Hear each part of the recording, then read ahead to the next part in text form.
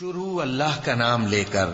جو بڑا مہربان نہایت رحم والا ہے۔ جب سورج لپیٹ لیا جائے گا اور جب تارے بے نور ہو جائیں گے اور جب پہاڑ چلائے جائیں گے اور جب بیاہنے والی اونٹنیاں یوں ہی چھوڑ دی جائیں گی اور جب وحشی جانور جمع کیے جائیں گے اور جب سمندر آگ ہو جائیں گے اور جب روحیں جسموں سے ملا دی جائیں گی اور جب اس بچی سے جو زندہ دفنا دی گئی ہو پوچھا جائے گا کہ وہ کس گناہ کے سبب قتل کر دی گئی،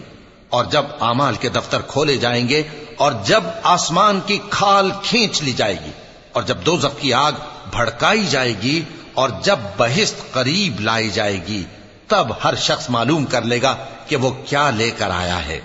پس میں ان ستاروں کی قسم کھاتا ہوں جو پیچھے ہٹ جاتی ہیں اور جو سیر کرتے اور غائب ہو جاتی ہیں، اور رات کی قسم جب وہ پھیلنے لگتی ہے، اور صبح کی قسم جب وہ نمودار ہوتی ہے، کہ بے شک یہ قرآن اس فرشتہ عالی مقام کا سنایا ہوا پیغام ہے جو صاحب قوت ہے،